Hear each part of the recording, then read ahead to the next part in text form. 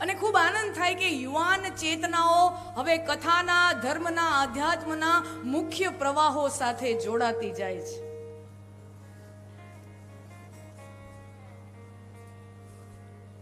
પહેલા કથા હોય, વાર્તા હોય, સત્સંગ હોય, ધર્મ આધ્યાત્મની કોઈ પણ વાત હોય એટલે એમ થાય કે આ બધું તો ગઈઢા બુઢાનું કામ છે. ના, પણ ભારતનો આજે યુવા વર્ગ, ભારતનો આજે યુવા ધન આ આધ્યાત્મના અને ધર્મના મુખ્ય પ્રવાહો સાથે જોડાય. આપણા ભારતના પૂર્વજો છે, જે ઋષિમુનિઓ છે, જે આપણને આવા શાસ્ત્રો આપીને ગયા છે, આપણને આવું જ્ઞાન આપીને ગયા છે, આજે બધાની ચેતનાઓ હરખાતી હશે કે અમારા ભારતના યુવાનો અત્યારે ધર્મના રસ્તે, આધ્યાત્મના મુખ્ય પ્રવાહોમાં જોડાયા છે.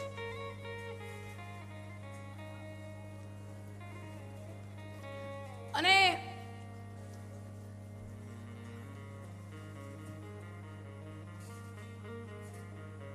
દુનિયા આખીનો બુદ્ધિમાન વર્ગ, દુનિયા આખીનો બુદ્ધિશાળી અને ઇન્ટેલિજન્ટ, ઇન્ટેલેક્ચ્યુઅલ વર્ગ કહેવાય, એ આજના સમયમાં સનાતન ધર્મ તરફ વળી રહ્યો છે. હું ખાલી ભારતમાં રહેતા હિન્દુઓની કે ભારતમાં વસતા સનાતન વૈદિક ધર્માવલંબીઓની વાત નથી કરતી. ભારતની બહાર વસતા ગેર હિન્દુ, ગેર ભારતીયોની હું વાત કરું છું. આજે દુનિયાનો તમામે તમામ બુદ્ધિશાળી વર્ગ ભારતના અધ્યાત્મ તરફ વળ્યો છે કે ભારત પાસે આ છે શું, આ જાદુ છે. થાઈલેન્ડમાં બનેલી એક ઘટના, બેંકોકમાં, અને સત્ય ઘટના છે, ઇતિહાસના ચોપડે નોંધાયેલી ઘટના છે. અમારા યુવાન મિત્રો ઈચ્છે તો ઘરે જઈને તમે ગૂગલમાં સર્ચ કરી જોજો. થાઈલેન્ડમાં બનેલી સત્ય ઘટના.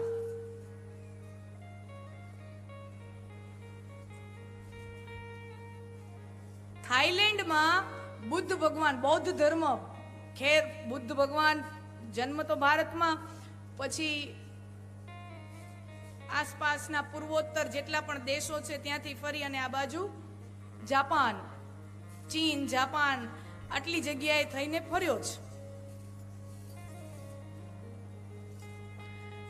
તો થાઈલેન્ડમાં એક, અને બહુ વર્ષો જૂની વાત નથી, હમણાં હું 5, 7, 10 વર્ષ જૂની વાત કરું છું, બહુ જૂની વાત નથી કરતી.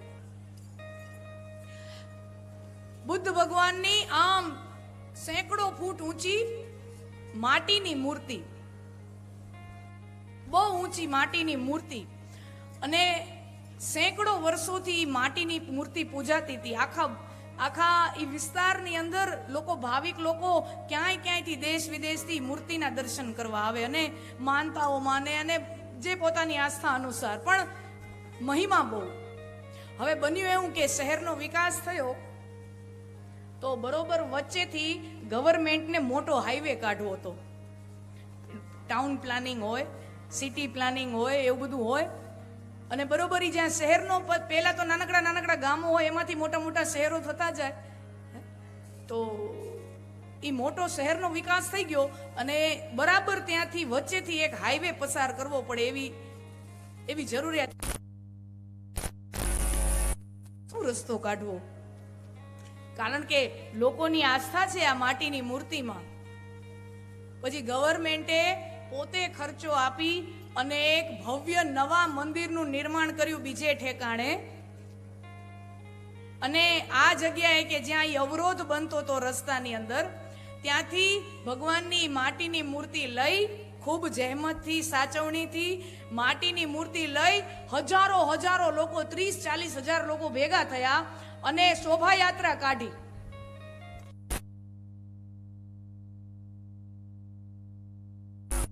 કરવા માટે.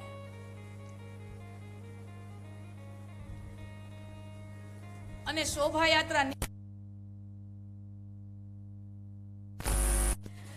અને અચાનક ધોધમાર વરસાદ શરૂ થયો. સંખ્યા હજારોનું ટોળું, અને ધોધમાર વરસાદ શરૂ થયો. અને જેવો વરસાદ શરૂ થયો એવું લોકોનું ટોળું હુડુડુડુડુડુડુ કરતું છૂટું પડી ગયું. હા, લોકોનું કાંઈ નક્કી નહીં હો. લોકોને એક હાકલ પડે ને તો હુડુડુડુ કરતા બધા ભેગાઈ થઈ જાય, અને વળી કાંક આવું થાય તો હુડુડુડુ કરતા છૂટાઈ થઈ જાય. તો વરસાદ આવ્યો ને બધા હુડુડુડુ કરતા નોખા પડી ગયા. પણ અમુક જે શ્રદ્ધાવાન લોકો છે, આસ્થાવાન લોકો છે, મંદિરના પૂજારીની એક આખી ટીમ હતી, આખો એક સંઘ હતો, પછી અમુક જે આસ્થાવાન લોકો હોય સમાજની અંદર, ઈ ટક્યા અને બધા હાફળા ફાફળા થઈ ગયા કે આ મૂર્તિ તો માટીની છે અને આટલો ધોધમાર વરસાદ વરસે અને એટલી બધી જો વરસાદ અતિરેક થઈ ગયો, વધારે વરસાદ થઈ ગયો તો માટી તો આમ પીગળવા માંડશે, આખી મૂર્તિ પીગળી જશે. ગવર્મેન્ટનું તંત્ર દોડ્યું અને તાબડતોબ હેલિકોપ્ટરમાંથી મોટી આમ પ્લાસ્ટિક, આમ હુડુસ બહુ મોટું પ્લાસ્ટિક, એટલી બધી અરેન્જમેન્ટ કરી, વ્યવસ્થા કરી અને મૂર્તિને ઢાંકી દીધી પ્લાસ્ટિકથી. અને બધાએ કીધું કે આજની રાત જવા દો, વરસાદ જવા દો, કાલની સવારે આપણે વળી પાછું જે આપણી શોભાયાત્રા છે આગળ વધારશું. હવે રાત્રે છે ને એ મંદિરના પૂજારીને અમુક 2-3 જણા મૂર્તિ બરાબર છે કે નહીં જોવા નીકળ્યા, કઈ નુકસાન તો નથી થયું, એટલે ટોર્ચ લઈને આમ મૂર્તિ ઉપર આમ પ્રકાશ ફેંકે, આમ બધી તપાસ કરે કે બધું બરાબર છે કે નહીં. તો આમ ટોર્ચમાં આમ પ્રકાશ ફેંક્યો તો સામેથી પ્રકાશ આવે. તો જરાક પૂજારીને આમ થયું કે આ શું છે, તો આમ જઈને આમ નખેથી તરાક આમ ખોતરીને જોયું તો એક તિરાડ પડેલી હતી અને તિરાડમાંથી કંઈક પીળા કલરની ધાતુ દેખાતી હતી. એટલે પૂજારીને થયું કે મૂર્તિ તો માટીની છે, માટીની અંદર વળી આ ધાતુ કઈ? જરાક ખોતર્યું, ખબર પડી કે આ તો સોનું છે, સુવર્ણ છે, ગોલ્ડ છે. પછી તો વૈજ્ઞાનિકોની આખી ટીમ આવી, ફોરેન્સિક આખી ટીમ આવી અને આખી ખૂબ ઊંડી તપાસ કરી. ત્યારે ખબર પડી કે આખી 100 ટન જે આ મૂર્તિ છે આ ખરેખર સોનાની મૂર્તિ છે. આ સોનાની મૂર્તિ છે અને 100 વર્ષોથી આ માટીના પૂતળા તરીકે, એક માટીની મૂર્તિ તરીકે પૂજાતી હતી. આ તો ઉપકાર માનીએ વરસાદનો કે મૂર્તિનું સુવર્ણત્વ પ્રગટ થયું કે આ મૂર્તિ સોનાની છે, એ ખબર પડી. ઉપકાર માનીએ વરસાદનો. આ કથા મારી ને તમારી, આપણા બધાની છે. વર્ષોથી હું ને તમે આ માટીના શરીરના પૂતળાને પૂજતા આવ્યા છીએ. વર્ષોથી હું ને તમે આ માટીનું પૂતળું આપણે આની પૂજા કરતા આવ્યા છીએ.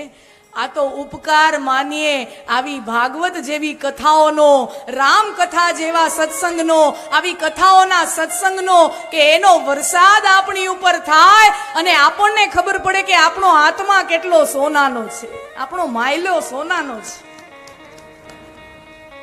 આ વર્ષોથી આપણે માટીના પૂતળાની, આ માટીના શરીરની પૂજા કરતા આવ્યા છીએ, પણ આપણું કોઈનું ધ્યાન આપણી અંદર રહેલા સુવર્ણમય આત્મા ઉપર જતું નથી. સદા સેવ્યા શ્રીમદ ભાગવતી કથા. અરે અરે અરે,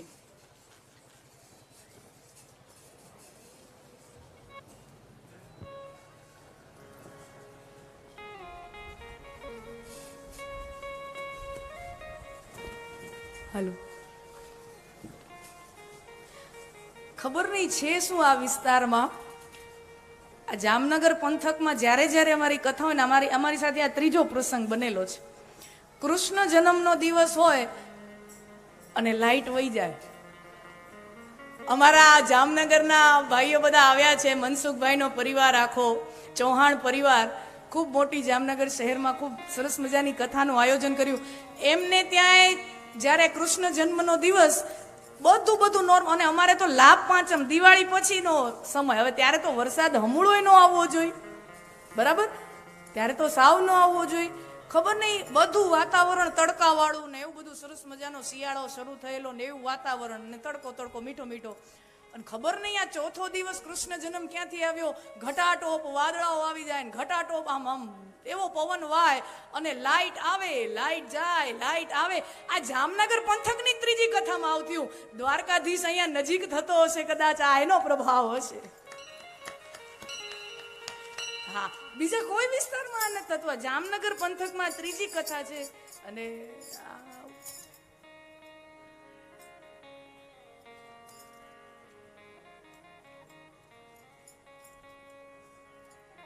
કાનુડો આવે તો થોડુંક અંધારું થાય, શ્રાવણી માસનું અંધારું થાય ત્યારે કાનુડો આવે.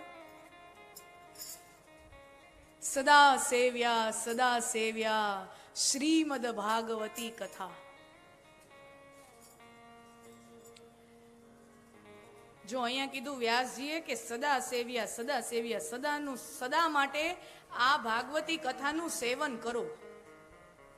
કારણ કે આ ભાગવત ઔષધ છે. ભાગવત ઔષધ છે અને મારા ને તમારા ભવરોગોને મટાડે છે.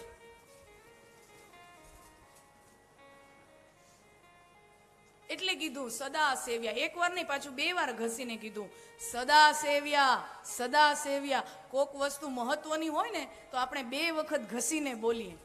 બાકી જેવી તેવી વાત હોય તો આપણે એક વારમાં પતાવી દઈએ, પણ કાંઈક મહત્વની વાત કેવી હોય કોકને તો આપણે 2 વખત બોલીએ. વ્યાસજી અહીંયા કહે છે સદા સેવ્યા શ્રીમદ ભાગવતી કથા. ભાગવત કથાનું સદૈવ રસપાન કરો. શું કામ? કારણ કે આ ઔષધિ છે. તો આપણને પ્રશ્ન થાય ને કે દવા કઈ રોજ થોડી લેવાની હોય. દવા તો જ્યારે રોગ થાય ને ડોક્ટર ચિઠ્ઠીમાં લખી દે, મેડિકલ સ્ટોરેથી લઈ આવો, 2-4 દિવસનો કોર્સ હોય. રોગ મટી જાય તો ડોક્ટર સામેથી કહે કે હવે ન લેતા, કોર્સ પૂરો થઈ ગયો છે, હવે બંધ કરી દેજો. ડોક્ટર સામેથી કહી દે કે હવે ન લેતા. પણ અહીંયા વ્યાસજીએ કીધું કે આ દવા છે પણ રોજ લેવાની. શું કામ? કારણ કે આપણું મન એવું છે, મારું ને તમારું,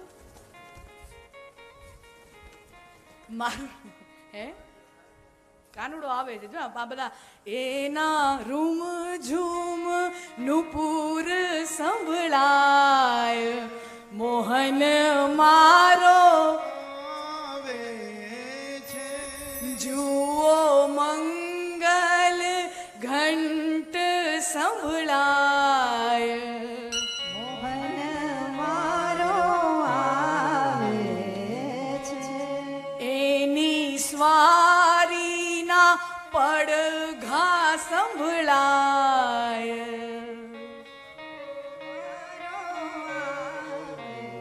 તમે વાહે નહીં ગાઓ તો આ બેનો ગાઈ લેશે. હું હા, પાકું થઈ ગયું બધાને. મોહન મારો આવે છે અને દ્વારકાધીશ છે, આવે તો એની ઝાલરું વાગે. તો આપણે હતા સદા સેવ્યા શ્રીમદ ભાગવતી કથા. રોજ લેવાનું કીધું છે, રોજ ડોઝ આપવાનો કીધો છે. શું કામ? કારણ કે મારું ને તમારું મન એવું છે કે એને આપણે ધોઈ વિછળીને સાફ કરીને આ સત્સંગમાં આપણે શું કામ આવી છીએ? આપણે આપણા માયલિયાને ધોવા વિછળવા આવી છીએ ને, એમાં ધોઈ વિછળી નાખી. વળી થોડીક વખત મનને જો રેઢું મૂકવામાં આવે, એને છૂટું મૂકી દેવામાં આવે તો મનનો તો સ્વભાવ છે ખાડામાં જઈને પડવાનો. પાણીનો સ્વભાવ છે જ્યાં ઢાળ હોય ને એ ઢાળ ઉતરીને જાય. પાણીનો સ્વભાવ, મન ચંચળ છે પાણી જેવું. પાણી શું હોય કે જ્યાં ઢાળ હોય, જે બાજુ નીચેની બાજુ સ્લોપ હોય એ બાજુ પાણી જાય. પણ પાણીને ઊંચે ચડાવવું હોય તો મોટર કરવી પડે, મોટર ચાલુ કરવી પડે ત્યારે પાણી, એટલે મહેનત કરવી પડે. મહેનત કરો તો એ ઉપર જાય. એ મારો ને તમારો સ્વભાવ, મનનો સ્વભાવ છે ખાડામાં પડવાનો, અધોગતિમાં જવાનો, પતનમાં જવાનો. આપણે ઊંચું ઉઠવું હોય તો એના માટે મહેનત કરવી પડે. આપણે ઊંચું ઉઠવું હોય તો એના માટે મહેનત કરવી પડે. અને મનને થોડીક વાર રેઢું મૂકી દો એટલે એ પાછું, એટલે રોજ થોડોક 10-15 મિનિટનો ડોઝ વ્યાસજી કહે છે. કારણ કે આપણી ભાવના એવી હોય ને સુંદર મજાની. જો ભાગવતનું પુસ્તક, પોથી ન હોય પણ ભાગવતના ગુજરાતી ભાષાંતરો વાળી પુસ્તક ને એવું બધું બધાના ઘરે હોય, ગીતાજી પણ હોય, ભાગવતે હોય, તો આપણી બધા એની ભાવના શું હોય કે લાલ કલરના ને પીળા કલરના ને રેશમી સરસ મજાના વસ્ત્રમાં એને આપણે બાંધીને રાખ્યું હોય, મંદિરમાં રાખ્યું હોય, કોઈ પણ સારી જગ્યાએ, પવિત્ર જગ્યાએ રાખ્યું હોય. આપણે કોઈ દી એને ખોલીએ નહીં. દિવાળીમાં બધી સાફ સફાઈ થાય, આ તો આ ભાગવતની પોથી ખુલે નહીં, પુસ્તક ખુલે નહીં. પછી ગઈ અમારા બાપ દાદાના જમાનાનું પુસ્તક છે. ભાઈ તારા બાપ દાદાના જમાનાની પુસ્તકની વાત સાચી, તે ખોયલું કે નહીં એક પાનું? તે એક પાનું ખોયલું કે નહીં? એટલે આપણો ભાવ બધાનો એવો હોય કે બસ આને વીંટાળીને ખાલી પગે લાગી લો, આવી ગયું. ના, રોજ 1-2 પાના, રોજ 1-2 શ્લોક, રોજ 5-10 મિનિટ ભાગવતના સાનિધ્યમાં. અને વર્ષોની મહેનત કરી હોય, વર્ષોથી મર્યાદા, સંયમ અને પવિત્રતાથી આપણે જીવતા હોઈએ, એક ક્ષણ કાપી છે. આપણી કથાઓમાં આવે છે, નારદ મુનિની કથા છે કે નારદજી એક વખત હિમાલયની તળેટીમાં બેઠા છે ને એને સમાધિ લાગી ગઈ અને કામદેવ એના ઉપર પરીક્ષા કરવા આવે છે. કામદેવ પોતાના બાણ નારદજી ઉપર છોડે છે પણ નારદજી ઉપર કોઈ અસર થતો નથી. એટલે નારદજી કામને વિજય કરે છે, કામ ઉપર વિજય થાય છે. અને પછી પોતાની સમાધિ એ બધું સાધના પૂરી કરી અને ખબર પડી કે આવી રીતે કામદેવ આવતો તો આપણે તો કામદેવને જીતી લીધા. અને કથા છે, આપણે સૌ જાણીએ છીએ કે શંકર ભગવાનની સમાધિ કામદેવે તોડી નાખી હતી. પછી ભગવાને ત્રીજું નેત્ર ખોલી અને કામદેવને ભસ્મ કર્યો છે. અને પછી કામદેવની પત્ની રતિ આવી મહાદેવ પાસે કે મહાદેવ પ્રભુ તમે તો આશુતોષ છો, કરુણા ના કરનારા છો, મારા પતિને સજીવન કરો. અને ત્યારે મહાદેવે કીધું કે દરેક જીવના માયલ્યામાં તારો પતિ અનંગ અવસ્થામાં, એટલે કોઈ શરીર વગર માત્ર એક ભાવ રૂપે રહેશે. અને દ્વાપર યુગમાં જ્યારે કૃષ્ણાવતાર થશે, પૂર્ણાવતાર થશે, ત્યારે સાક્ષાત શ્રી કૃષ્ણ પરમાત્માને ત્યાં પ્રદ્યુમ્નજીનો પ્રાદુર્ભાવ થશે, પ્રદ્યુમ્નજીનો જન્મ થશે. એ પ્રદ્યુમ્નજી સાક્ષાત કામનું સ્વરૂપ છે. અચ્છા, ભાગવતમાં કથા આવે છે પ્રદ્યુમ્નજીની, શ્રી કૃષ્ણ અને રૂકમણીજીના પુત્ર છે પ્રદ્યુમ્ન. એને કામનું સ્વરૂપ કીધું છે કે કામ સ્વરૂપ છે. ભાગવતમાં એક બીજા અસુરની વાત આવે છે, સમરાસુર. એને પણ કામનું સ્વરૂપ કીધું. અને કથા આવે છે 10મા સ્કંદમાં કે પ્રદ્યુમ્નજી અને એ સમરાસુર વચ્ચે યુદ્ધ થાય છે અને પ્રદ્યુમ્નજી જીતે છે. એટલે એક કામ, જો પ્રદ્યુમ્નજી પણ કામનું સ્વરૂપ છે અને સમરાસુર પણ કામનું સ્વરૂપ છે. બે કામ વચ્ચે યુદ્ધ થાય છે અને એમાં પ્રદ્યુમ્નજી જીતે છે. આ રૂપકો, આ છે ને કથાઓ માત્ર મનોરંજનની કથાઓ નથી, ખૂબ ઊંડા તાત્પર્યો અને તત્વજ્ઞાન અને આધ્યાત્મથી ભરેલી કથાઓ છે. આપણે ખાલી એમ સમજી કે આ બે એ પ્રદ્યુમ્નજી ને આ ને એટલે બે જણા વચ્ચે યુદ્ધ થયું ને એમાં એક જણો જીતી ગયો, ના. આના તત્વ સુધી પહોંચીએ. પ્રદ્યુમ્નજી એ ધર્મ સંમત કામ છે, એ સંયમ વાળો કામ છે, સંયમિત મર્યાદિત ધર્મ સંમત કામનું સ્વરૂપ છે. અને લગ્ન વ્યવસ્થા જે છે, જે ઋષિઓ એ લગ્નની વ્યવસ્થા કરી છે, એ શું છે કે સ્ત્રી અને પુરુષ બંને, કારણ કે કામ ભાવના દરેક શરીરની અંદર માણસ જન્મ લઈને જ કામ ભાવનાનો જન્મ એ ગુણ લઈને જ જન્મતો હોય છે. કોઈ એમ માણા એમ કે ને કે ભાઈ આપણે તો કામથી પર થઈ ગયા, આ બધી વાતો થાય.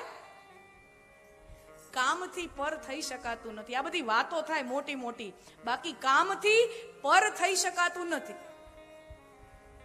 હા, એને સંયમમાં રાખી શકાય, બાકી એને મિટાવી ન શકાય. કોઈ એવો દાવો કરે એ બધી વાતો થાય, બાકી થાય નહીં.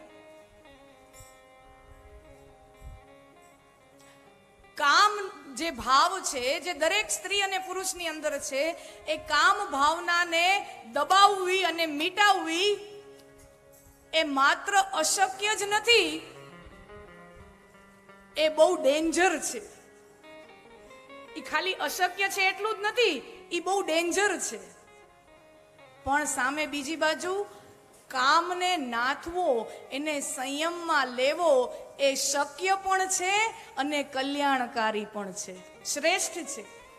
એ શક્ય પણ છે અને શ્રેષ્ઠ છે. તો પ્રદ્યુમ્નજી છે એ ધર્મ સ્વરૂપ કામનું સ્વરૂપ છે, ધર્મરૂપ કામનું સ્વરૂપ છે. તો આપણી કથા એમ કહે છે કે આ સમરાસુર એ અધર્મ વાળો કામ છે, એ વાસનાયુક્ત કામ છે.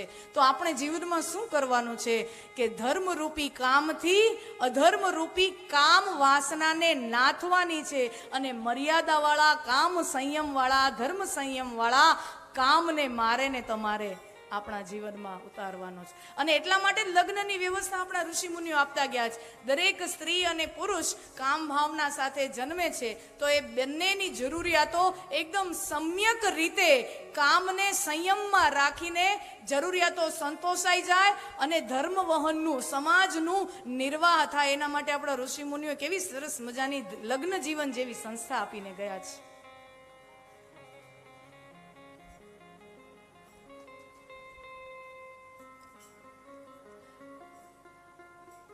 મનને જરાક રેઢું મૂકીએ એટલે એ તો સોક્રેટિસ પાસે એક ગણિકા ગઈ, વૈશ્યા ગઈ. સોક્રેટિસ ગ્રીક ફિલોસોફર છે, બહુ મહાન તત્વચિંતક થઈ ગયો.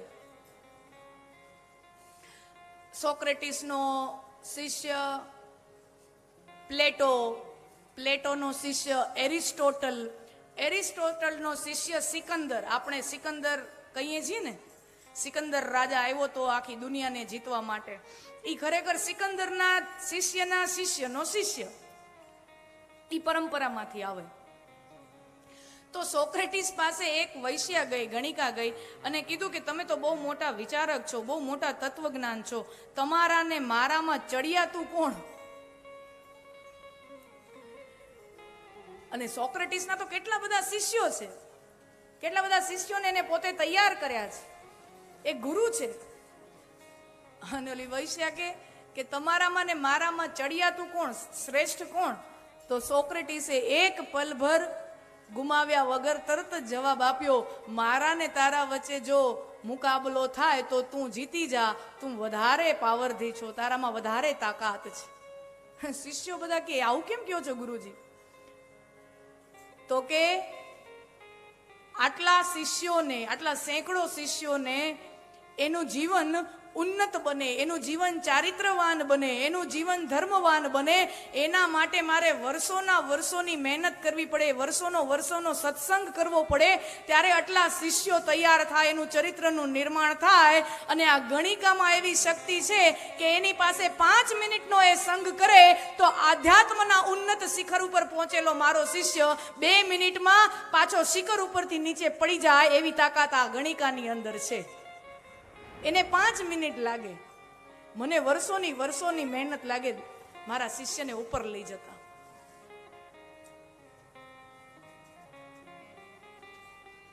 એટલે કીધું સદા સેવ્યા શ્રીમદ ભાગવતી કથા. અને આ ભાગવતને રસ કીધો છે, આસવ કીધો છે. હવે આસવ એટલે શું? આસવ એટલે એવું પીણું કે જે પીવાથી નશો ચડે. આસવ એટલે એવું પીણું જે પીવાથી નશો ચડે. અને સુખદેવજી જેવા પારમહંસો, યોગીઓના યોગીઓ કહેવાય, પરમહંસો સંહિતા વાળા મહાયોગી કહેવાય, એવા સુખદેવજી જ્યારે આ આસવનું ગ્રહણ કરે ત્યારે નશામાં ચકચૂર બને. પછી એનાથી રહેવાતું નથી. હવે મને આ નશો ચડ્યો છે, મેં આ રસ પીધો છે, આ રસ મારે બીજાને પાઈ દેવો છે, મારે બીજાને પાઈ. ઓલા શેરીઓમાં ફેરિયા નો આવે, શાક બકાલા વાળા ને ફેરિયા નો આવે, એની પાસે શાક બકાલું હોય તો હાલો શાક બકાલું લ્યો શાક. અમારા ગામમાં એક નવો ફેરિયો આવ્યો હતો રાજકોટમાં. તો ખબર નહીં, બહુ વિચિત્ર રીતે આમ બોલતો, સ્ટમી. ફેરિયાનો એક અલગ સ્ટાઇલ હોય. ફેરિયા જે રસ્તામાં નીકળતા હોય વેચવા માલ, બધાની એક અલગ અલગ સ્ટાઇલ હોય બોલવાની. સ્ટમી. તો હું રોજ જોઉં કે રોજ 11-12 વાગે અને સવારના 11 થી 12 ની વચ્ચે ગમે એ ટાઈમે આવે, સ્ટમી સ્ટમી. મને સમજાણું નહીં. મમ્મીને પૂછ્યું, કીધું આ સ્ટવી શું કરીએ? આપણને સમજાય નહીં, બાયુને તરત બધું વસ્તુ સમજાઈ જાય. હા, જે ઘર પરિવારને રસોડું બહુ વ્યવસ્થિત ચલાવતી હોય, આપણે તો બહુ નાના હતા ત્યારે એને બધાને તરત સમજાઈ જાય. એ કે સ્ટવી તો મેં કીધું આ શું કહે છે? એ કે સ્ટવ રિપેર કરવા વાળો છે. હા ભાઈ અલગ સ્ટાઇલ સ્ટવી. અને બધી બહેનો સમજી જાય અને જેને જેને સ્ટવ ખરાબ થાય એની પાસે રિપેર કરવા પહોંચી જાય. એમ સુખદેવજી જેવા મહાયોગીઓ જ્યારે આ આસવનું આ હરિરસના નશામાં જ્યારે ચકચૂર બને ત્યારે એ નશામાં પોતે એકલા રહી નથી શકતા. મારે આ નશો બીજાને કરાવવો છે, મારે આ હરિરસ બીજાને પીવડાવવો છે.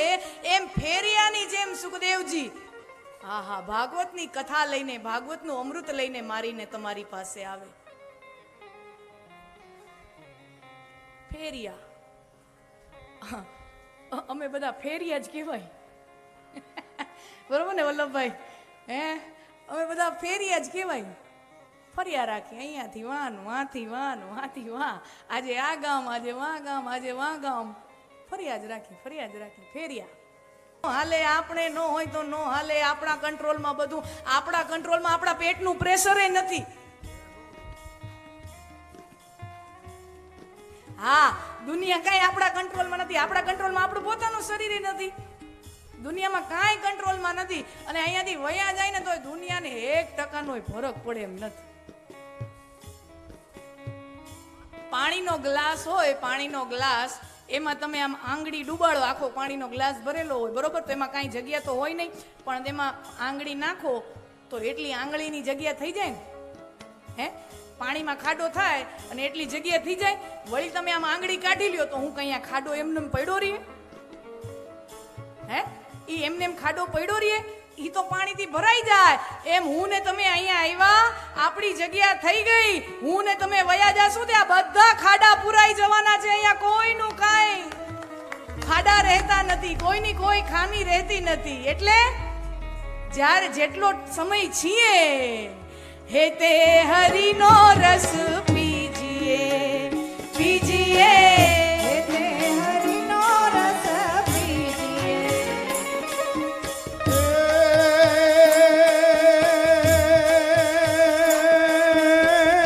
જન્મ્યા ઈ તો સૌ જાશે રે, નથી કોઈ રહેના. મરનારા ને તમે કારવો, એ નથી રોનારા રહેનાર, નથી રોનારા રહેનાર.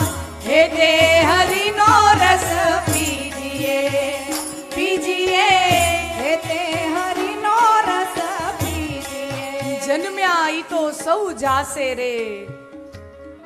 મને એમ હતું સરસ મજાનું ભજન છે, એકાદી કડી લેશું, પણ આમ કડી લઉં પણ મને એમ થાય ગાઈ લે, પણ એમ અટકવાનું મન જ થઈ જાય છે. ભજનો એક ભજનોની એક લીટી સાહેબ, એમ થાય કે આખા દિવસની કથા એક કડીમાં આપણે પૂરી કરી નાખી. એમ થાય કે ના એમને ગાયને મૂકી દઈએ, પણ ના, નથી મુકાતી સાહેબ. ગાયા વગર, બોલ્યા વગર રહેવાતું જ નથી. ઘણી વખત એમ થાય ને, કોક ભજન મગજમાં ચડી જાય.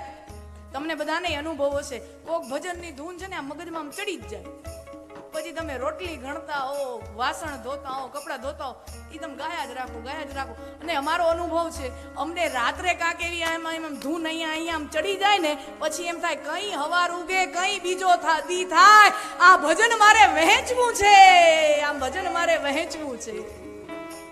ગાયા વગર રહી ન શકાય. જેમ પ્રસૂતા સ્ત્રીને સમય આવે ત્યારે પ્રસૂતિ કર્યા વગર રહી ન શકે, ગાભણી સ્ત્રી પ્રસૂતા કર્યા વગર રહી ન શકે, ત્યારે એવું ભજન પણ જ્યારે અંદર એક પાકી ગયું હોય ને ત્યારે એમ થાય કે બસ હવે આ ભજન ગાઈ નાખવું છે. અને તાનસેન હોય તો એને કોઈ કાનસેન મળવા જોઈએ ને. તાનસેનને પણ કાનસેનની ગરજ હોતી હોય છે. સાંભળવા વાળા હોય તો આનંદ. અને જોજો એકલામાં પ્રાર્થના કરો, એકલામાં ભજન કરો, અને આ સમૂહમાં પ્રાર્થના કરો, સમૂહમાં ભજન કરો, સમૂહમાં કીર્તન કરો, સમૂહમાં નૃત્ય કરો, સંકીર્તન કરો. આનંદ છે ને આમાં 100 ગણો, 2-5 ગણો નહીં, 100 ગણો વધી જતો હોય એવો આનંદ એકલામાં ન આવે. આ સમૂહની શક્તિ છે. જન્મ્યા ઈ તો સૌ જાશે રે, નથી કોઈ રહેનાર, મરનારાને તમે કાં રૂઓ. વાલ્મીકી રામાયણની અંદર જીરીક જીરીક દેજે ભાઈ.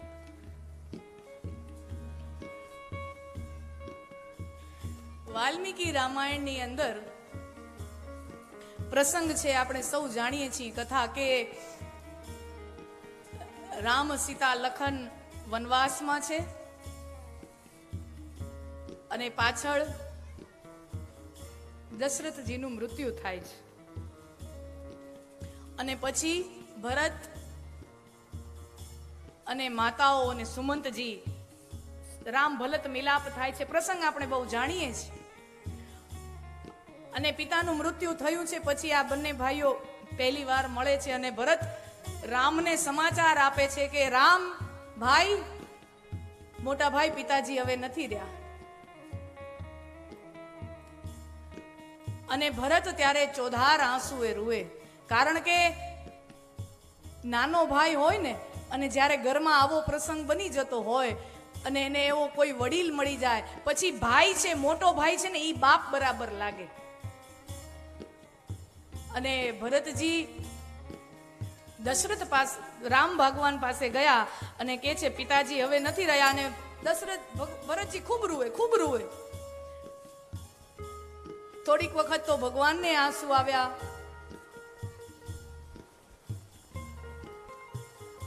અને પછી હવે તો મોટા ભાઈ છે, મારે ભરતને સાચવવાનો છે. રામ ભગવાન તરત સ્વસ્થ થયા અને ભરતને કહે છે, ભરત, પિતાજીનું મૃત્યુ થયું છે, દુઃખ તને પણ છે, દુઃખ મને પણ છે, પણ રોમાં. શું કામ? અને પછી જે રામ ભગવાન જે શ્લોક બોલે છે, વાલ્મીકી ઋષિ રામ ભગવાનના મોઢે જે શ્લોક બોલે છે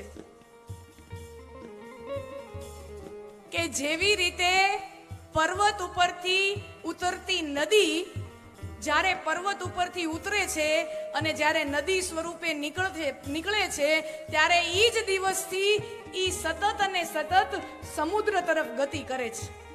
પર્વત ઉપરથી નીકળતી દરેક ઝરણું નદી સ્વરૂપે આગળ સમુદ્રને મળવા તરફ આગળ ઈ ધકેલાય છે. એમ હું ને તમે, આપણે સૌ જે દિવસથી જન્મ્યા છીએ ઈ જ દિવસથી મૃત્યુ રૂપી સાગર તરફ એને મળવા માટે આપણે ચાલ્યા જાય છીએ. આપણે પણ જે દિવસથી જન્મ્યા છીએ ત્યારથી સમુદ્ર મૃત્યુ રૂપી સાગરમાં એક થવા માટે જાય છે.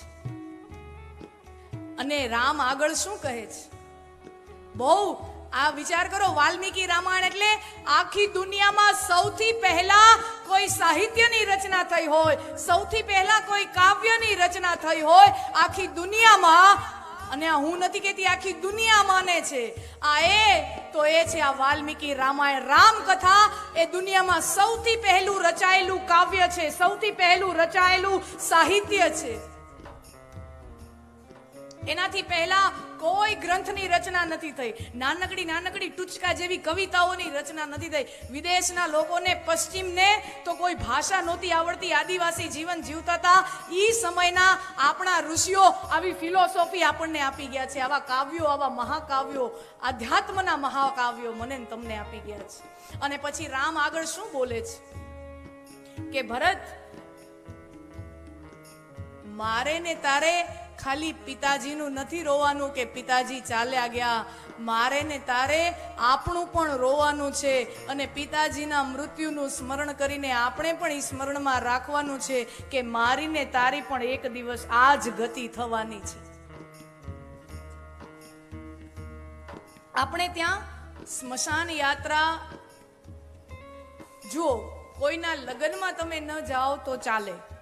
આપણે સમાજમાં એવી રૂઢી છે ને એવું કહેવાય, આપણા મોટેરાઓ બધા કહે કે કોઈના લગ્નમાં સુખી પ્રસંગમાં ખુશીના પ્રસંગમાં તમે જાઓ ન જાઓ, પણ આવું કોઈને ત્યાં મરણ થઈ ગયું હોય ને સ્મશાન યાત્રા જતી હોય તો એમાં જવું જોઈએ, એમાં જોડાવવું જોઈએ.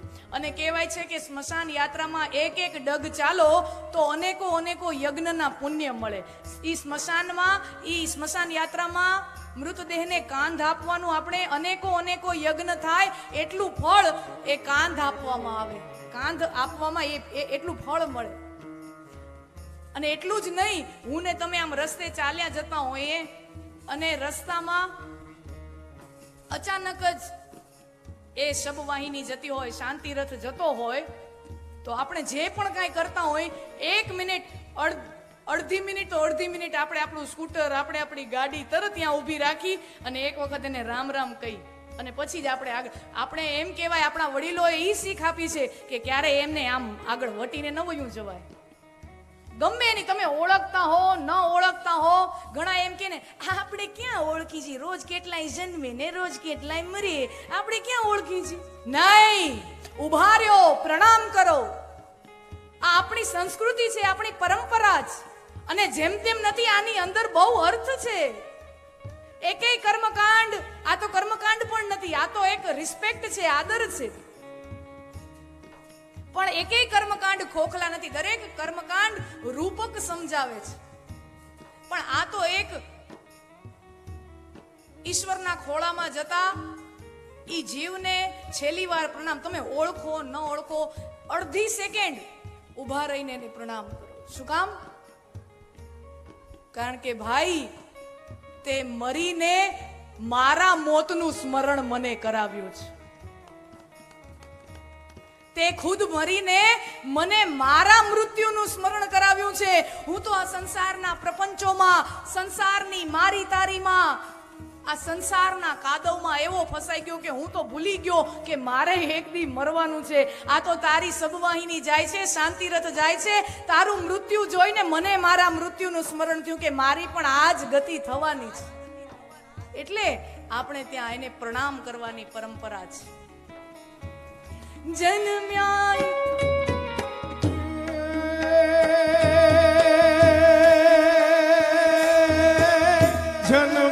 ઈ તો સૌ જશે રે, નથી કોઈ રહેના. મરનારાને તમે કારુઓ, એ નથી રોનારા રહેનાર, નથી રોનારા રહેનાર. હે તે હરિનો રસ પીજીએ, પીજીએ, હે તે હરિનો રસ પીજીએ, પીજીએ, હે તે હરિનો રસ પીજીએ, પીજીએ હે હરિનો રસ. दो बातों को याद रखो, दो बातों को भूल जाओ. दो बातों को भूल जाओ. भूलवा वाળું આપણે પહેલા કરીએ. હાલો, दो बातों को भूल जाओ.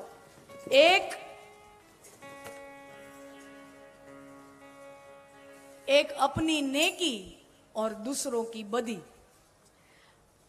આપણા કરેલા ઉપકારો, આપણે બીજા ઉપર સારું કામ કરીએ, ઉપકાર કરીએ, એને ભૂલી જાઓ. અને દૂસરો કી બદી, બીજાના દોષો છે, દોષ છે, એને ભૂલી જાઓ.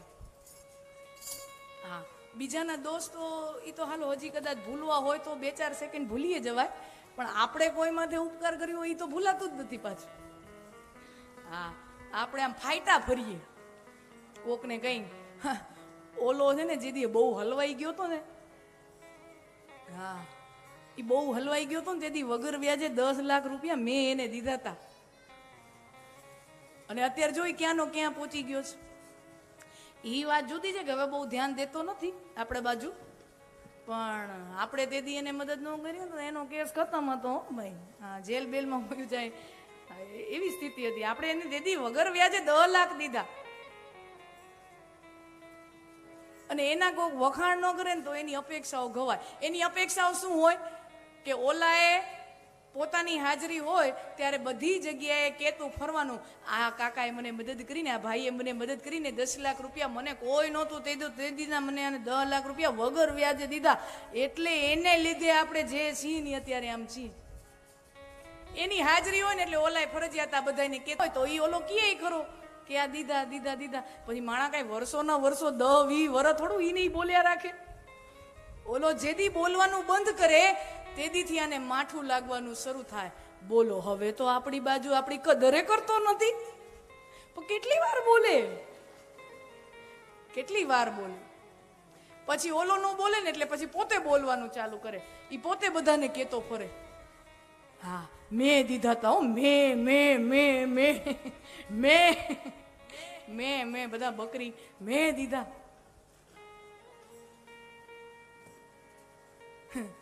ભગવાન જો આપણને એમ ઉપકાર ગણાવવા બે ને તો હું ને તમે ક્યાંય હાલી એમ જ નથી. આપણે તો કોઈ જવાબ જ દઈ શકીએ એમ નથી. ઉપકાર તમારા રે હે શ્રીનિવાસા, ઉપકાર તમારા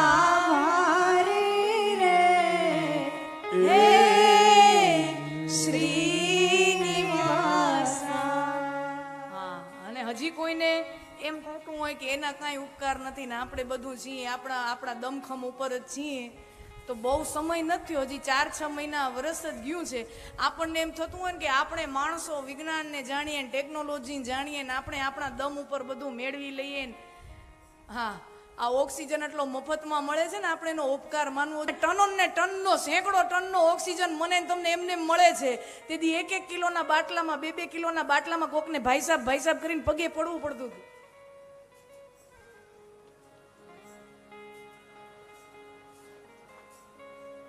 ઉપકાર તમારા ભારે રે, પણ એ છતાંય ઉપકાર ગણાવતો નથી ને. ગણાવવા બેન તો હું ને તમે તો મોઢું કોઈને દેખાડી શકીએ એમ નથી. तो 2 बातों को भूल जाओ, एक अपनी नेकी और दूसरों की बदी, और 2 बातों को याद रखो, नारायण एक मौत को दूजो श्री भगवान. एक मृत्युનું સ્મરણ કરવાનું છે અને બીજું ભગવાનનું સ્મરણ, નારાયણનું સ્મરણ. 7મા સ્કંદની અંદર હિરણ્યકશ્યપુનો ઉદ્ધાર થયો. 8મો સ્કંદ મન્વંતર લીલા, મન્વંતરોની કથા છે.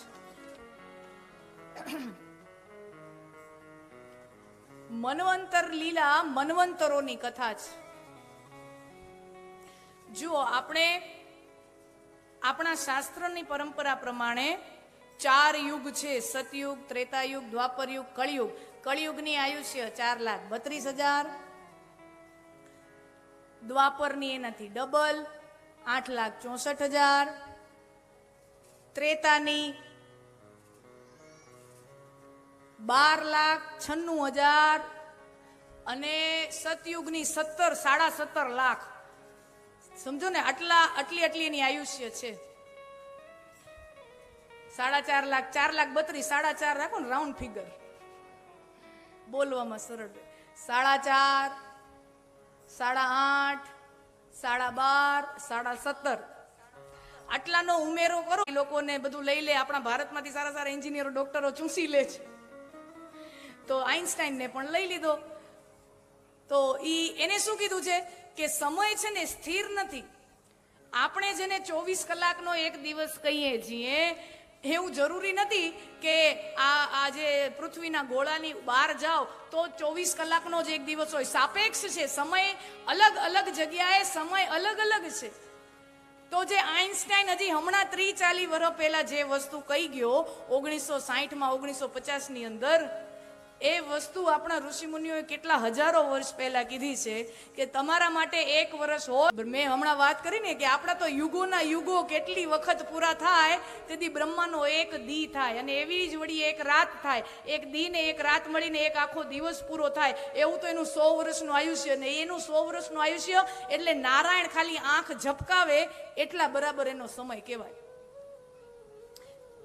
અરે આપણા ઋષિ મુનિઓએ બહુ ઝીણી ઝીણી ઝીણી ગણતરીઓ આપી છે. ક્યારેક ક્યારેક મારા યુવાન ભાઈઓ વિજ્ઞાન ભણતા, કોમર્સ ભણતા, નવી નવી ટેકનોલોજી સાથે જોડાતા હાઈટેક યુવાનો, આવો, I challenge you, read Bhagavatam, come read Bhagavatam.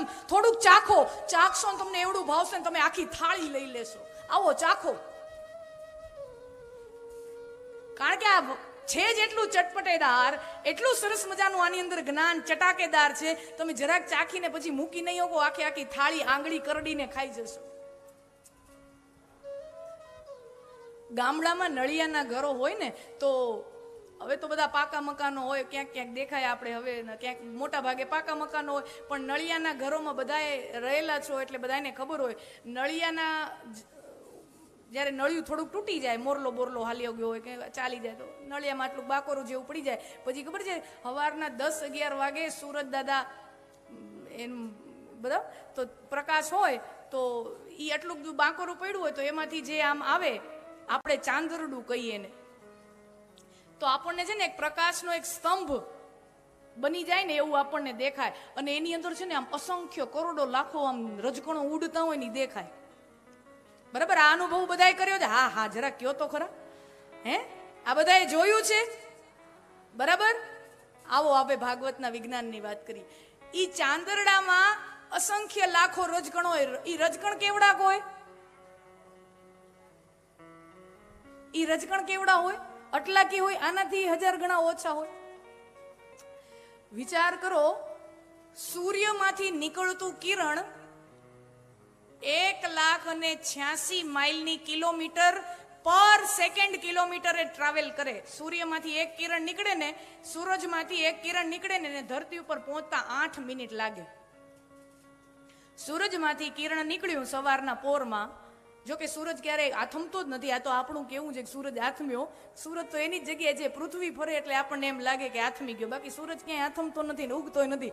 સૂરજ પોતાની જગ્યાએ છે, આપણે ફરી છીએ એની આજુબાજુ. જેથી ફરીને આપણી પીઠ આવે એની બાજુ, તેથી આપણને અંધારું લાગે. ખેર, વાત જે કરતા હતા કે 8 મિનિટ લાગે કે ઉપરથી એને નીચે આવતા. અને 8 મિનિટ ક્યારે લાગે? જ્યારે 1,86,000 માઇલ પર સેકન્ડની ગતિએ જ્યારે કિરણ ટ્રાવેલ કરે ને તો એને 8 મિનિટ લાગે. વિચાર કરો, આપણા ઋષિઓએ કરી છે ખબર છે? ઈ ચાંદરડામાં તમને એક જે રજકણ દેખાય ને, લાખો હજારો રજકણો એની અંદર તરતા દેખાતા હોય. એમાં એક રજકણ કેટલું હોય? આટલું કઈ ન હોય.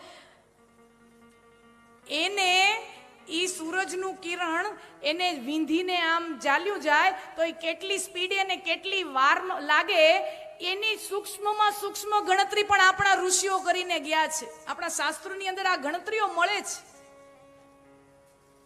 એટલી સૂક્ષ્મ વિજ્ઞાન, એટલું સૂક્ષ્મ ગણિત.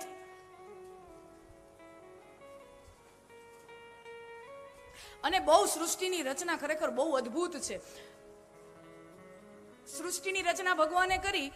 આ તો ભાગવતના વિજ્ઞાનની વાત આવી છે, તો 2-5 મિનિટ મને મન થાય કે ભાગવત શું કહે છે કે સૃષ્ટિની રચના કેવી રીતે કરી. કાલે આપણે પ્રસંગ જોયો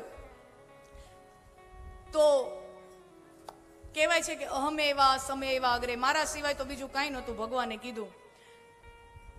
પછી પોતાનામાંથી પુરુષ અને પ્રકૃતિનું પ્રાગટ્ય થયું. ભગવાનમાંથી, ઈ બ્રહ્મ તેજમાંથી પુરુષ અને પ્રકૃતિનું પ્રાગટ્ય થયું.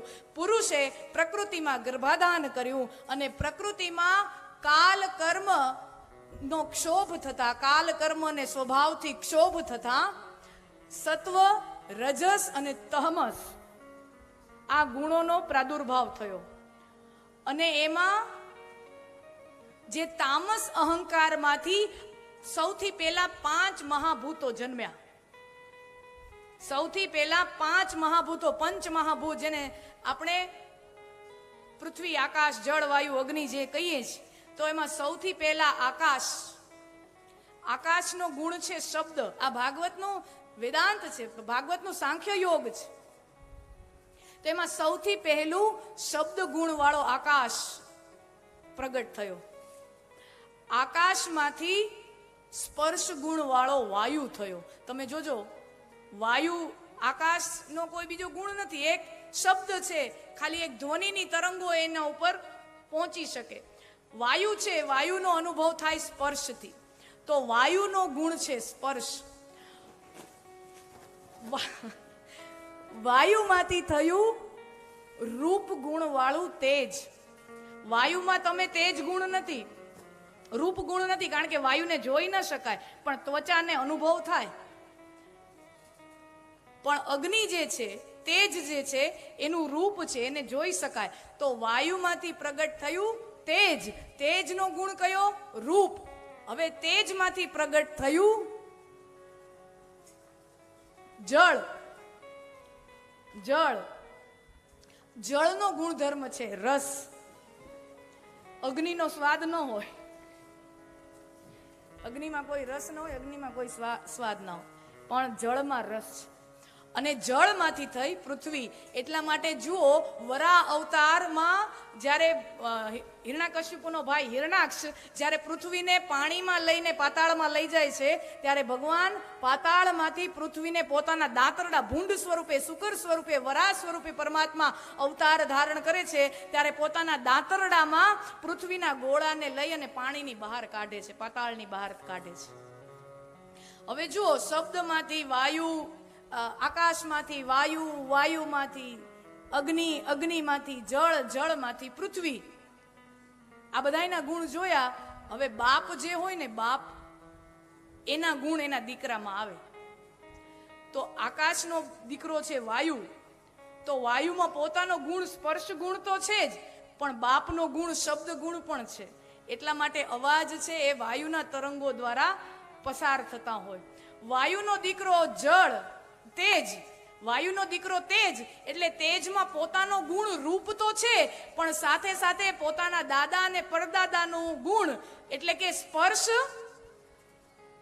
અને શબ્દ, આ બે ગુણ પણ એની અંદર છે. એવી રીતે જળની અંદર પોતાનો રસ ગુણ પણ છે, પણ જળને હું તમે જોઈ શકી, એટલે એની અંદર રૂપ ગુણ પણ છે, સ્પર્શ ગુણ પણ છે, અને શબ્દ ગુણ પણ છે. અને પૃથ્વીની અંદર બધે બધા ગુણો છે. આ ભાગવતનું વિજ્ઞાન કે છે. અને પછી પંચ મહાભૂતોનો અનુભવ કરવા માટે, આ બધો પંચ મહાભૂત તો થયા, આનો અનુભવ કરવા માટે રાજસ અહંકારમાંથી 5 જ્ઞાનેન્દ્રિયો થઈ. જ્ઞાનેન્દ્રિયો થઈ 5. જ્ઞાનેન્દ્રિયો કઈ? આંખ, નાક, ત્વચા, રસના. કારણ કે શબ્દનો અનુભવ કોણ કરી શકે? કાન કરી શકે. રસનો અનુભવ કોણ કરી શકે? જીભ કરી શકે.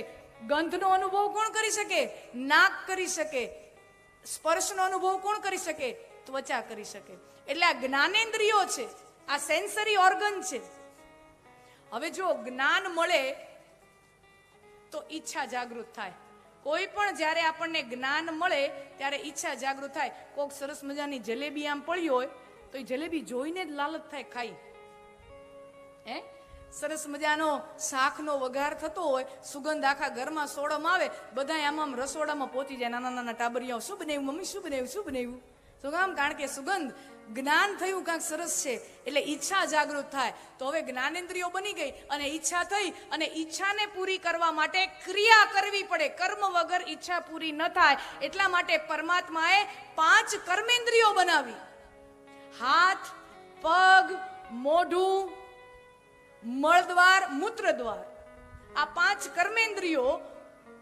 આવી રીતે આ 20 તત્વો એની અંદર ઉમેરાય. મન, બુદ્ધિ, ચિત્ત, અહંકાર, આ અંતઃચતુષ્ટય, અને એની અંદર 25મો તત્વ પ્રાણ ઉમેરાય. આ 25 તત્વ મળે ત્યારે એક જીવન બને. આ 25 તત્વ મળે ત્યારે એક જીવન બને. આ ભાગવતનું વિજ્ઞાન છે.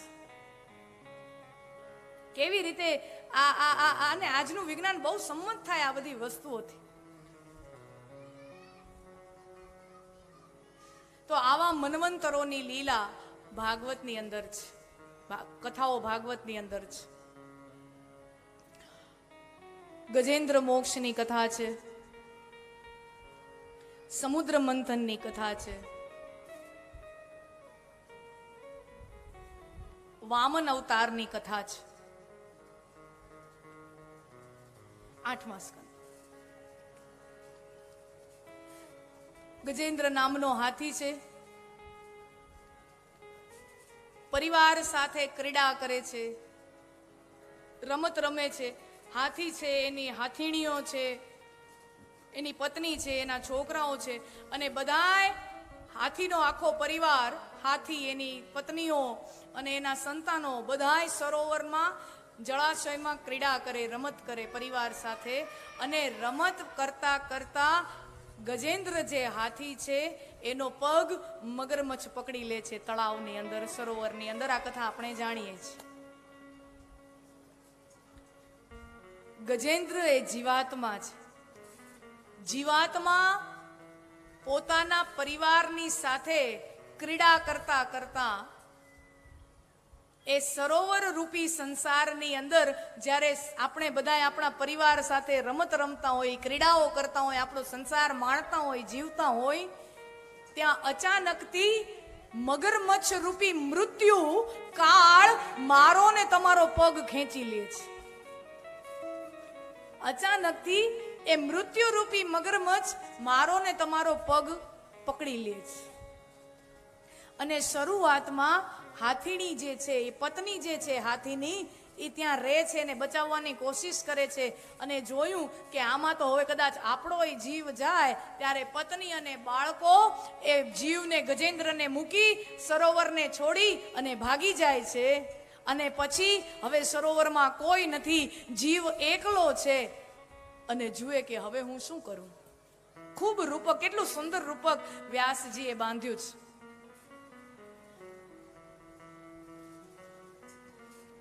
આપણે પણ આ સંસારમાં પરિવાર સાથે ગેલથી, મોજથી જીવતા હોઈએ, અને જીવતા જીવતા ક્યાં 7 માંથી 70 વર્ષના થઈ જાય આપણને ખબર પડતી નથી.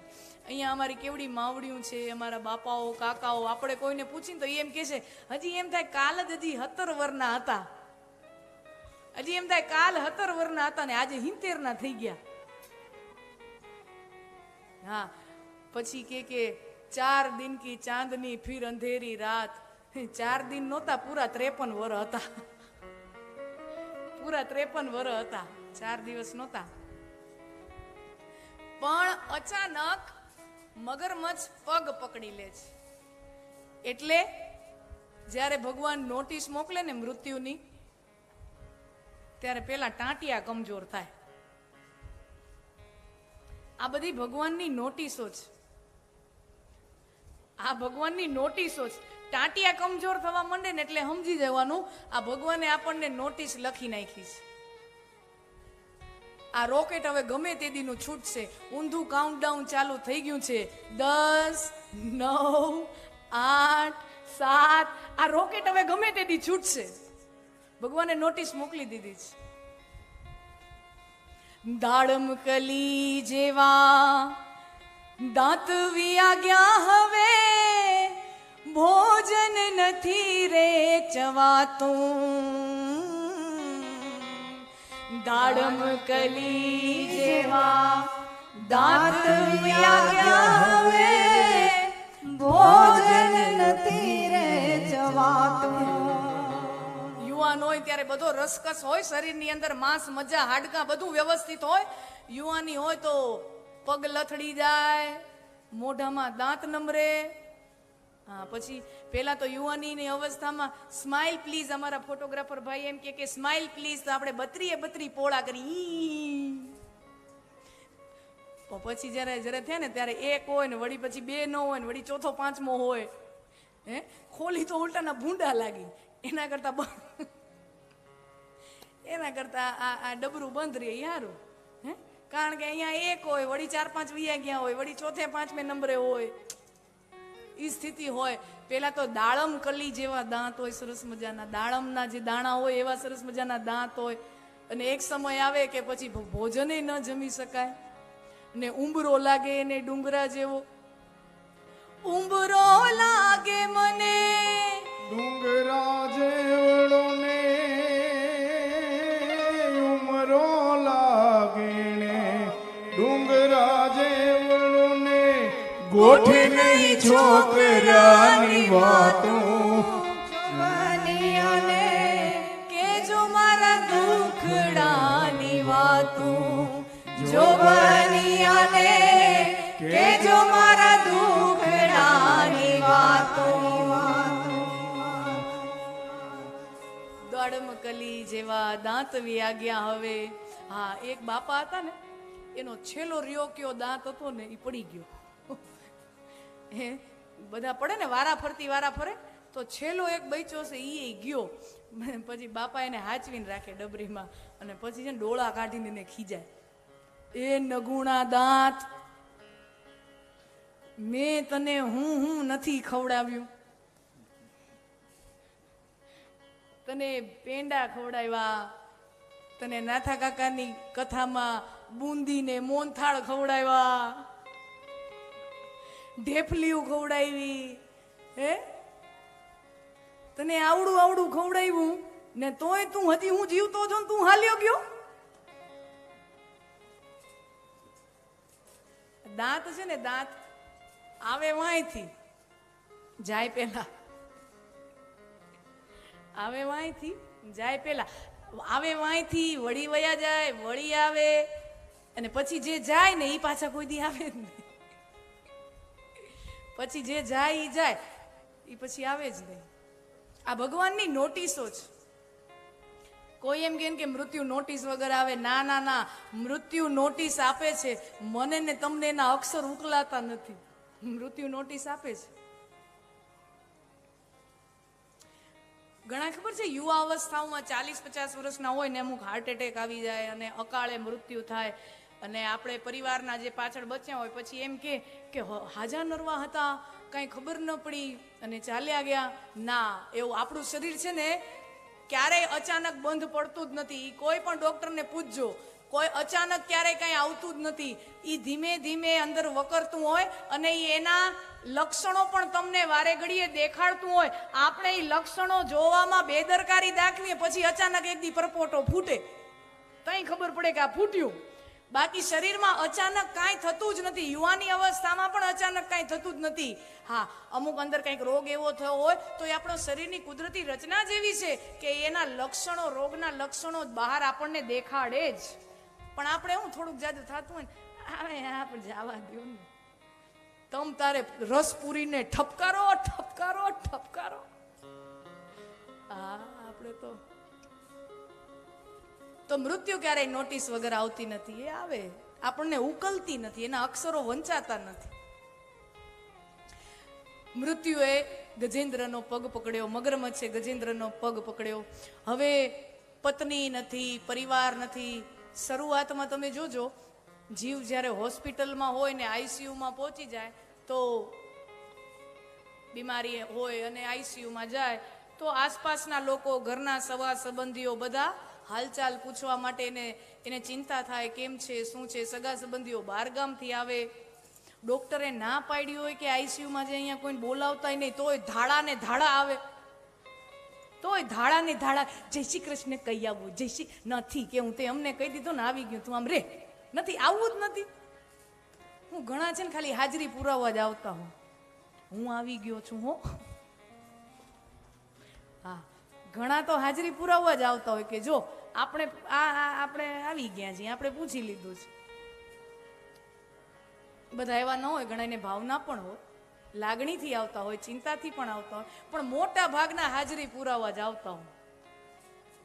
તો શરૂઆતમાં સગા સંબંધીઓ અને બધાને ચિંતા થાય તો આસપાસ હોય, પણ જો એ બીમારી લાંબી ચાલે, એ ખાટલો જો લાંબો ચાલ્યો, પછી કોઈ જીવની આજુબાજુ રહેતું નથી. પછી તો એના બધાય દુઃખ, એના બધાય યાતના એ શરીરને પોતાને એકલાને જ ભોગવ્યો હોય, અને બીજા ઈચ્છે ને ધારે તો એ કાંઈ એમાં મદદ કરી ન શકે.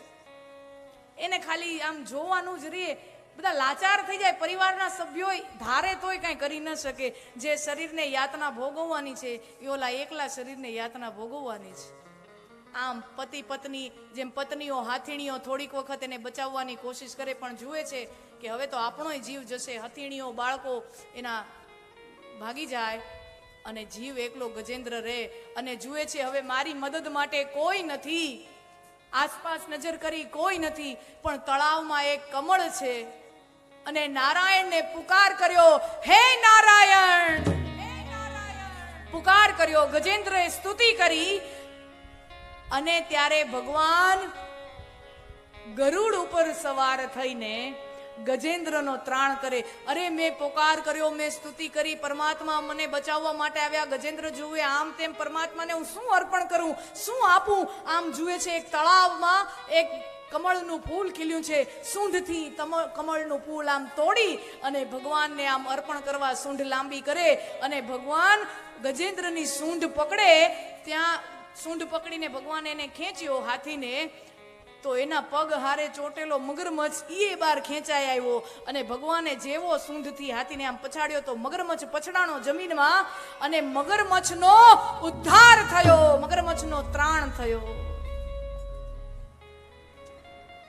અને ગજેન્દ્રનો મોક્ષ થયો. એના પછી ગજેન્દ્રનો મોક્ષ થયો. તો ઘણા લોકો પૂછે, જુઓ ભક્ત ગજેન્દ્ર, સ્તુતિ ગજેન્દ્રએ કરી, ભગવાન ગજેન્દ્રને બચાવવા આવ્યા હતા અને મોક્ષ તો પેલો મગરમચ્છને મળ્યો, ઉદ્ધાર તો પેલા મગરમચ્છનો થયો. મગરમચ્છ તો ઓને હેરાન કરતો હતો, ભગવાનના ભક્તને હેરાન કરતો હતો,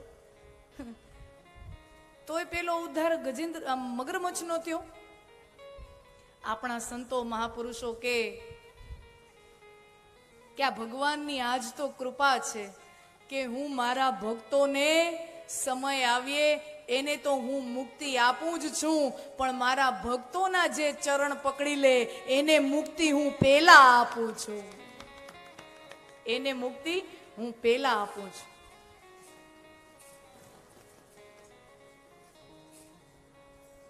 ગજેન્દ્ર કથા સમુદ્ર મંથનની ખૂબ સુંદર કથા છે, ખૂબ તત્વજ્ઞાન ભરેલી કથા છે. ખાલી મનોરંજનની કથા નથી કે દેવ અને દૈત્યો વચ્ચે સંઘર્ષ થયો. રૂપક બહુ સરસ બાંધ્યું છે. દેવો અને દૈત્યો ખરેખર તો એક જ બાપના સંતાનો છે. કશ્યપ ઋષિ છે. કશ્યપ ઋષિની બે પત્ની, એક દિતિ અને અદિતિ. અદિતિથી જેટલા પુત્રો થયા એ બધા દેવતાઓ થયા. આદિત્યો, અર્જુનને આપણે કૌંતેય કહીએ ને, શું કામ? કુંતાનો દીકરો કૌંતેય, અદિતિના દીકરા આદિત્યો. અને જે દિતિ થઈ એના બધા દીકરાઓ રાક્ષસો અસુરો થયા, એને આપણે કીધું દૈત્ય. દિતિથી નામ આવ્યું, દિતિના દીકરા દૈત્ય.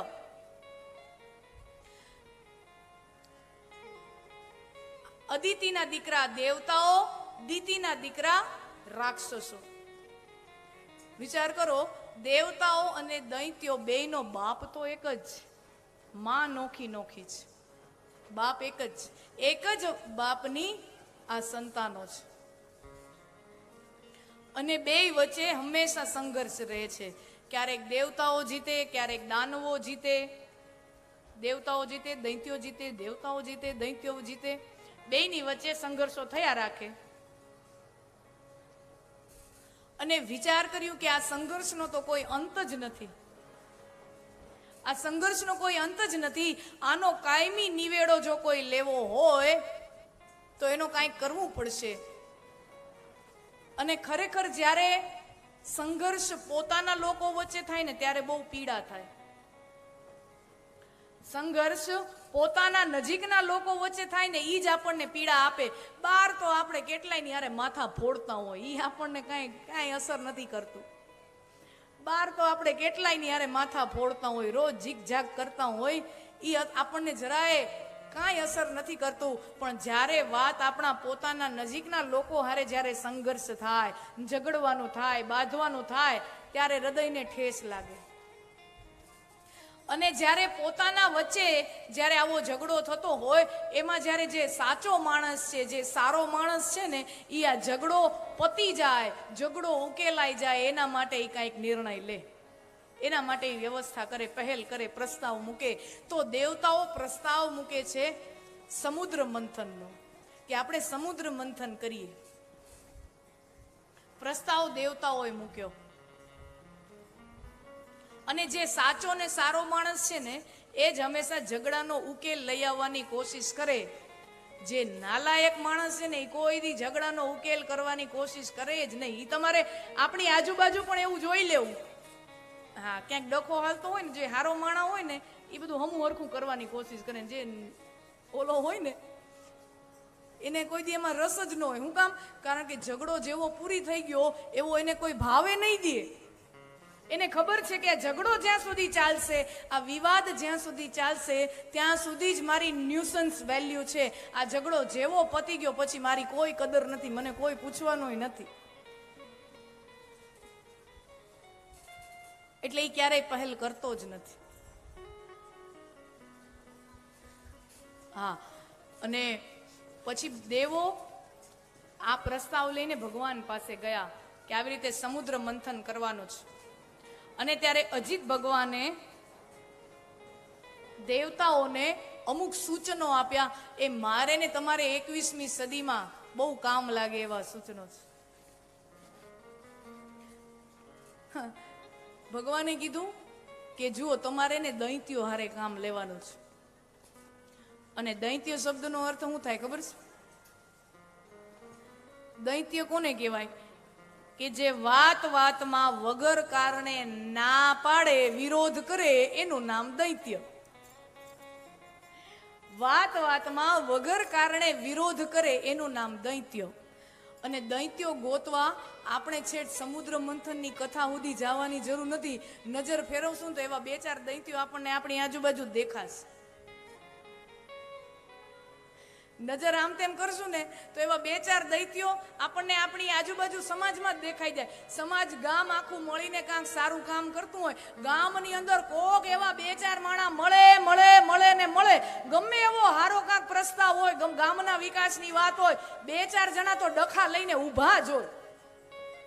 હા, 2-4 જણા તો વિરોધ કરવા વાળા ઊભા જ હોય. એ બીજું કોઈ નથી, આ દૈત્યનો અવતાર છે. દૈત્ય અવતાર છે. હા, અને અમુક લોકો તો છે ને જીવનમાં વિરોધ કરવા જન્મ્યા હોય. હા, એનું જીવનમાં એકમાત્ર પ્રયોજન હોય વિરોધ કરવાનું. ગમે એવી વિકાસની વાતો હોય, સારી વાતો હોય, બધાયના ભલાની વાતો હોય, ના ના ના, એના મોઢે કોઈ દી હા જ ન નીકળે. એના પરમ પૂજ્ય પિતાજી એને કોઈ દી હા બોલતા શીખવાડ્યું જ ન હોય. વ્યાસપીઠ ઉપર બેઠા હોય ને એટલે પરમ પૂજ્ય પિતાજી બોલવું પડે. નીચે હોય ત્યારે એક શબ્દમાં પતી જાય. એના પરમ પૂજ્ય પિતાજી એને કોઈ દી શીખવાડ્યું જ ના હોય કે આમ ન બોલાય, આમ વિરોધ કારણ વગરનો ન કરાય. અને ખાસ કરીને જે જાહેર જીવનમાં લોકો હોય ને એને આવા મળે જ, વિરોધ કરવા વાળા લોકો મળે જ. નિંદા કરવા વાળા લોકો મને તમને ભટકાય. અને હું ને તમે ગમે એવું કરીએ ને સાહેબ, ગમે એટલું દુનિયાટું ગહાઈ જાય ને, આગળ ભાગવતમાં કથા આવશે 10મા સ્કંદમાં, મારીને તમારી તો શું ગજું, સાક્ષાત નારાયણ ભગવાન જ્યારે કૃષ્ણ અવતાર લઈને આવે છે ત્યારે ભગવાનની હારે એ વસ્તુ થાય છે. આ કથા આવશે ત્યારે આપણે જોશું. આપણા પોતાના લોકો જ આપણને પોતાને સમજી નથી શકતા અને આપણો વિરોધ કરવા માંડે, નિંદા કરવા માંડે. અને તમે દુનિયામાં ગમે એવું સારું કામ કરો ને, વાંક દેખા લોકો એમાંથી વાંક કાઢવાના ને કાઢવાના જ. વાંક દેખા લોકો, કારણ કે એનો જન્મ જ વાંક કાઢવા થયો છે. એને જીવનમાં બીજું કઈ સારું કરવું જ નથી, એને વાંક જ કાઢવા છે. તમે આમ ચાલ્યા જતા હો ને,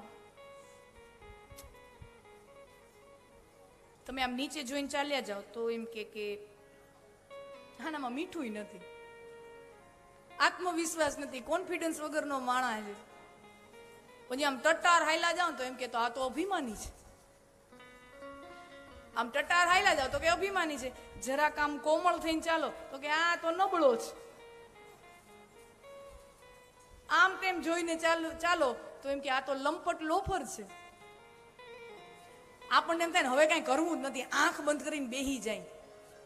આમ કરી તોય કીએ, ઓમ કરી તોય કીએ, આમ કરી તોય કીએ. એટલે આપણને એમ થાય હવે કાંઈ કરવું જ નથી, આંખ બંધ કરીને બેહી જાય. હવે તો લોકો નહીં બોલે ને તોય લોકો કેવા આવે, આ તો હવે ધ્યાન કરવાનો ને ભક્તિ કરવાનો ઢોંગ કરે છે.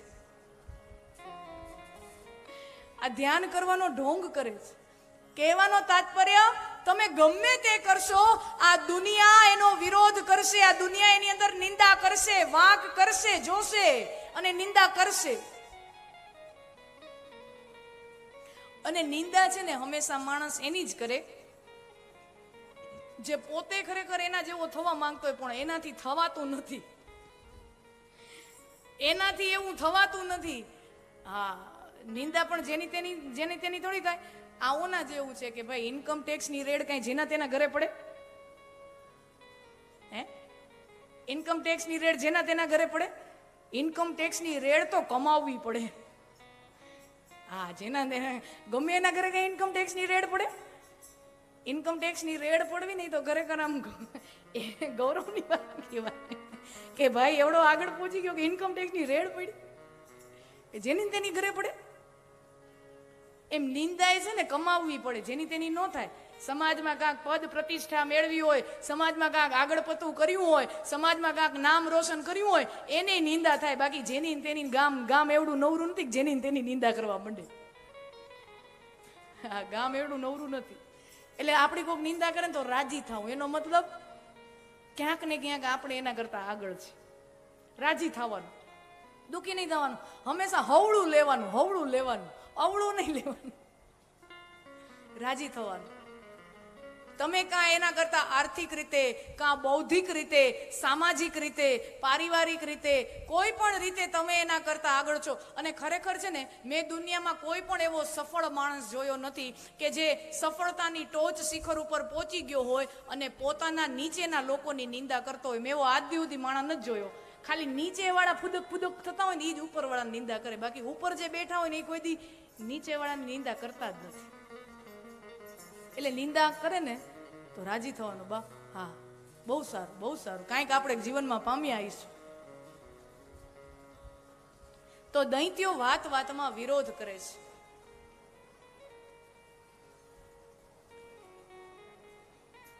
ભગવાને કીધું કે જે વાત વાતમાં વિરોધ કરે એની સાથે ઝઘડીને કોઈ દિવસ કામનું સોલ્યુશન આવે નહીં, નિરાકરણ આવે નહીં. ઈ જેમ કે ને એની વાતમાં હાય હા કરાય. ભગવાન અજીત ભગવાન એને એમ કે દૈત્યો તમારી પાસે આવે ને અમુક વસ્તુનો વિરોધ કરે, તમારે હાય હા કરવાનું. ના, તમારે ઈ ના પાડે ને ઈ ભલે પાડે, તમારે હાય હા કરવાનું. આ વસ્તુ ક્યાં કામ લાગે? આગળ જ્યારે નાગનો જે રસી કરે છે અને પેલા દેવતાઓ છે ને નાગનું મોઢું પકડીને ઉભા છે, કારણ કે ખબર છે કે આ વિરોધ કરશે. દૈત્યોનું કામ જ વિરોધ કરવાનું છે. એટલે દેવતાઓ સમજી ગયા, ભગવાને સલાહ આપી છે કે જે વિરોધ કરે ને એની હારે આપણે અવળી રીતે હલાય. કેમ હલાય? પેલા જ દેવતાઓ મોઢું પકડીને ઉભા.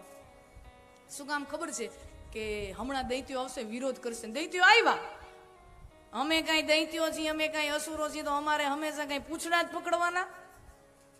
પૂંછડાનો ભાગ અપવિત્ર હોય અને મસ્તકનો ભાગ હંમેશા પવિત્ર હોય, તો અમારે હું કઈ આવા અપવિત્ર ભાગ જ પકડવાના?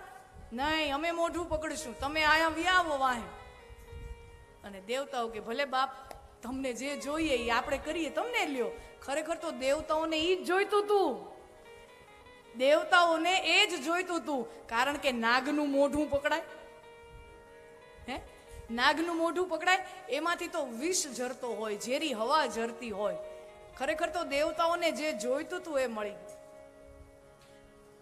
એમ વાત વાતમાં જે વિરોધ કરે એની સાથે વિરોધ ન કરાય, એની અકલ મઠાઈનો જ ઉપયોગ કરીને એની તાકાત આપણે બનાવીને આપણે આપણું ધાયરું કામ એની પાસેથી કરાવી લેવાય. હા, વિરોધ કરવા વાળા ક્યાંક તો અકલ મઠા હોય ને, તો એની અકલ મઠાઈનો જ આપણે એનો તાકાત બનાવવાની અને આપણું ધાયરું પરિણામ આપણે કાઢવવાનું. આપણી કથાઓ જુઓ. અને પછી તો કથા આપણે સૌ જાણીએ છીએ. સંક્ષિપ્તમાં લઈએ કે સમુદ્ર મંથન શરૂ થયું, અનેકો રત્નો પ્રગટ થયા, રત્નો બધા વહેંચાઈ ગયા. લક્ષ્મીજી પ્રગટ થયા, લક્ષ્મીજીએ નારાયણને વરી લીધા, ઐરાવત, હાથી ને કેટલાય અનેકો રત્નો નીકળ્યા અને બધા વહેંચાઈ ગયા.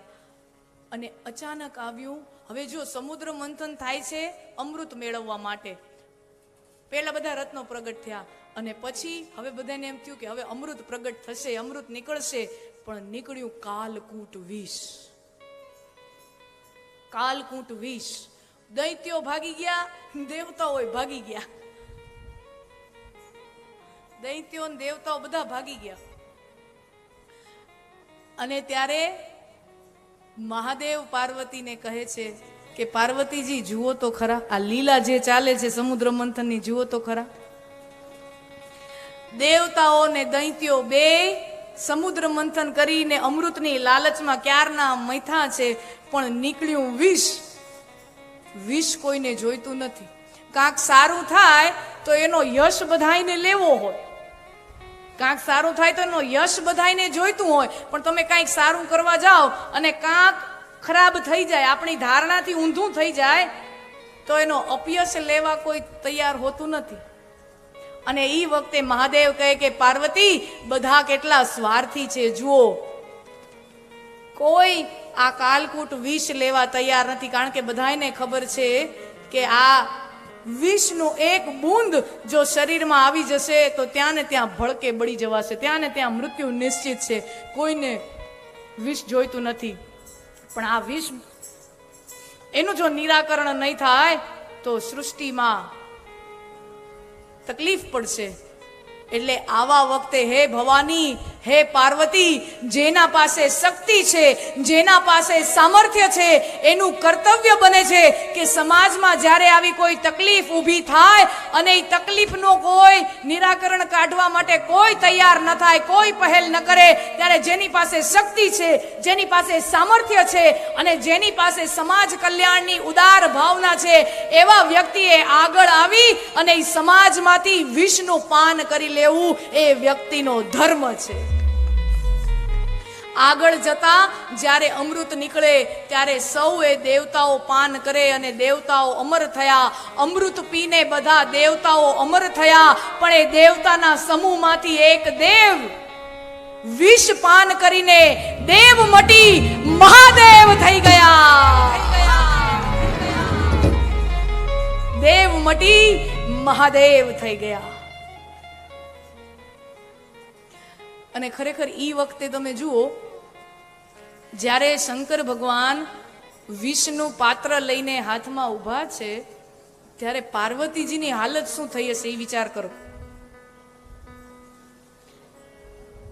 ત્યારે પાર્વતીજીની હાલત શું થઈ હશે? પતિને 100 ડિગ્રીનો તાવ આવે ને, 101 નો તાવ આવે ને, ત્યાં પત્નીઓ બધી ઊંચી નીચી થઈ જતી હોય. હે, પત્નીઓ બધી ઊંચી નીચી થઈ જતી હોય. પતિને તાવ આવ્યો, પતિને તાવ આવ્યો. આનો પતિ હાથમાં વિષનું પાત્ર લઈને ઊભો છે, અને જેવું તેવું વિષનું પાત્ર નહીં, કાળકૂટ વિષ. અને મહાદેવ અને પાર્વતીજીનું તો જે દાંપત્ય જીવન છે, આહા, ખૂબ સુંદર. જેટલા પણ દેવી દેવતાઓ છે તમે જુઓ, એમાં સૌથી આદર્શ દાંપત્ય જીવન કોઈનું હોય તો એ શંકર પાર્વતીનું છે. રામ સીતામાં પણ એ દાંપત્યનો ભંગ થયો. કૃષ્ણ રૂકમણીની તો વાત આપણે સૌ જાણીએ છીએ. દ્વારકામાં જો રૂકમણીજી 2 કિલોમીટર આઘા બેઠા છે. દ્વારકામાં રૂકમણીજી 2 કિલોમીટર થોડાક આઘા બેઠા છે.